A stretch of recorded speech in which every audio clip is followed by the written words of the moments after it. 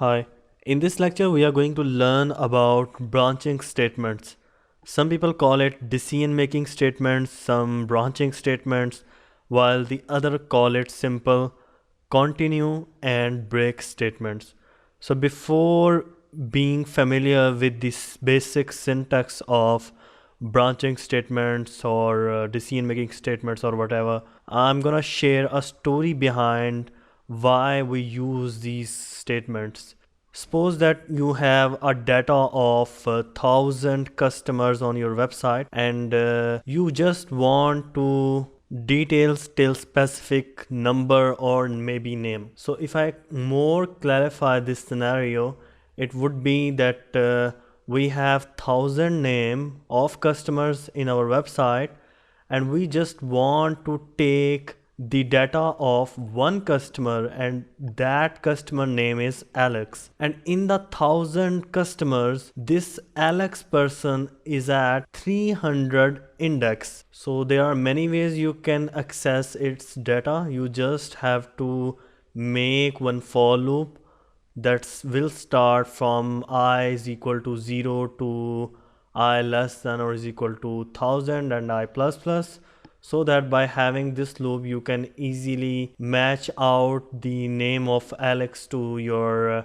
database that have 1,000 customers. But remember one thing, that by having a loop that gonna start from 1 to 1,000 will going to check all of the customers of your specific niche. So in case if your name of Alex is at something like 300, then it's going to check all of the names of the customers which are not that relevant. Why?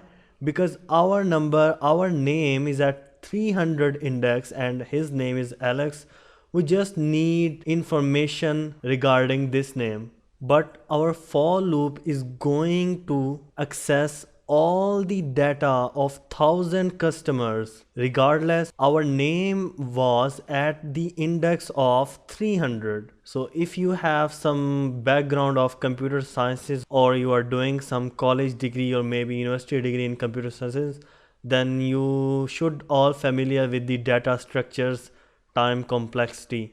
It's going to cost very high time for our processor to work, and this type of code is not going to be efficient. So if you don't know anything about data structure, then don't worry, go to help data structure, because we are going to see it practically so that you can understand why it's not very handy technique to access all the information of 1,000 customers. If we get the information at the index of 300, that's all. We don't have to go after the index of 300. So breaking our loop at the time having our data is going to be accomplished by continue and break statements.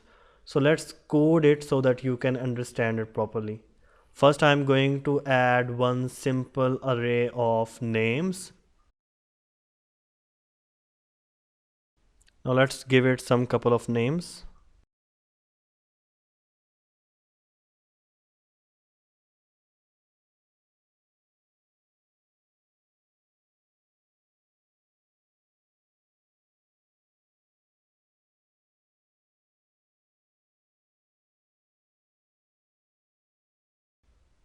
So I have made this simple array of names in which I have some data for the name of Jazib, Akram, Ali, Alex, Tat, and Sean, David, and Ruth. So now I'm going to access all of these data members of our array names, and we have 1, 2, 3, 4, 5, 6, 7, or 8. We have total 8 names in our array of names. Now let's add one for loop here, and I'm gonna use variable of I is equal to 1, and we want it to run up to 8. So I less than is equal to 8. Then for increment, okay, now first I'm gonna show you the structure of this array. So by using print underscore r, and we have this array names. Now let's save this. We have this file of branching.php. Let's put this print dash r outside of the loop so that we can have the structure one time. Now let's save this and refreshing the page. See, now we have our array.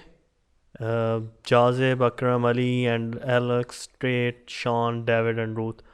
As you can see, our array index is starting from 0 here because I've told you many times that arrays index always starts from 0.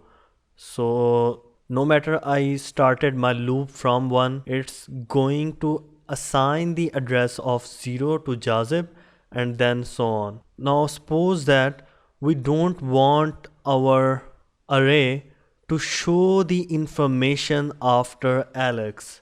We can do that by continue statement.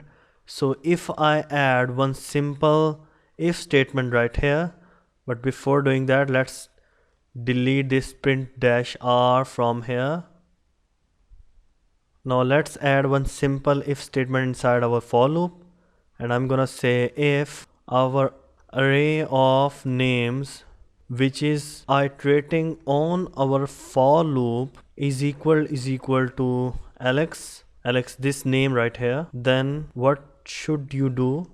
You continue your work, means by using continue, whole our information is going to show on the screen in our browser, but not this Alex one. We will have our Jazib, Akram, Ali, and after Ali we will have Tate instead of Alex. So it means that if name is equal to Alex, then continue, means just skip our Alex, we don't need it. So let's save this, and outside of if statement inside of our for loop, let's echo one simple statement of names which are iterating on the ith index of our for loop. Let's concatenate it with our br tag.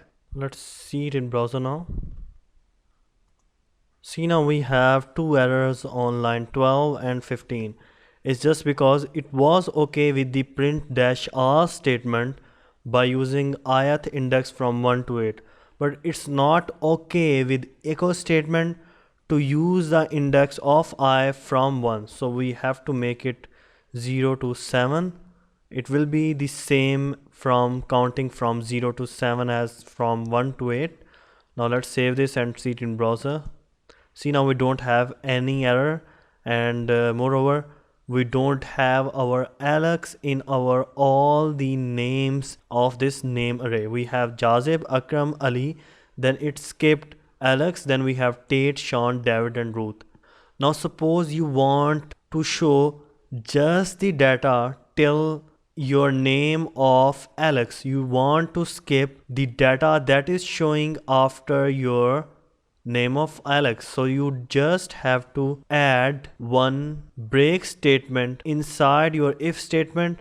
So let's remove this continue statement from here, and I'm gonna add one break statement. Now let's save this and see it in browser now. See, now we have Jazib, Akram, Ali, and there is no item after Ali because in our condition we said if name is equal to Alex, then you should break.